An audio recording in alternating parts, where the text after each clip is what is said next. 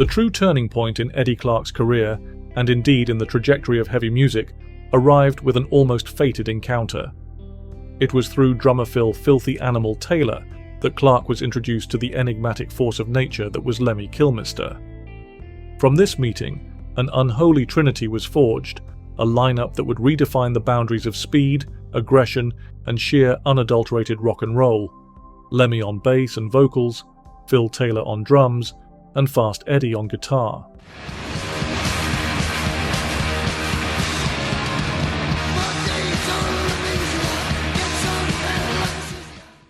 But Lemmy decided to replace Lucas's drums, and Phil was the drummer. And then after they'd finished the album, they'd done a lot of guitar overdubs. So Larry said, we really need a rhythm guitarist, you know, to be able to perform the album live. So that's when Phil said, oh, well, I know someone, you know, so they gave me a call, you know. And I never heard anything, so I didn't think any more of it. I thought, oh, well, no, nothing's come of that, you know. And then I'm sure it was about 8 o'clock on a Saturday morning. I'm in my flat in West Kent, and there's a fucking knock on the door. Well, nobody knocks on the door at 8 o'clock in the morning. So I go to the door, and there's Lemmy standing there, and he's got the bullet belt in one hand and a leather jacket. And he hands them to me through the door, because I'm in my fucking underpants, you know. And he says, here, you got the job. You know, handed me these two things and then walked off. Because, you know, he'd obviously been up all night, you know. This classic Motorhead lineup, active from 1976 to 1982, wasn't just a band, it was a phenomenon.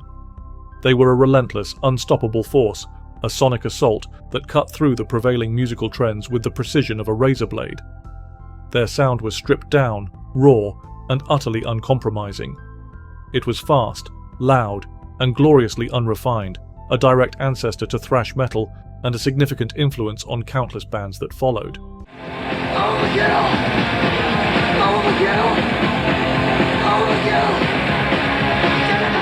The albums released during this era are not merely records, they are monuments to a specific moment in time when heavy music found its true voice. Motorhead, released in 1977, served as a potent declaration of intent. Then came Overkill in 1979, an album that solidified their status as pioneers of speed metal, followed swiftly by Bomber in the same year, but it was Ace of Spades, unleashed in 1980, that truly propelled Motorhead into the stratosphere.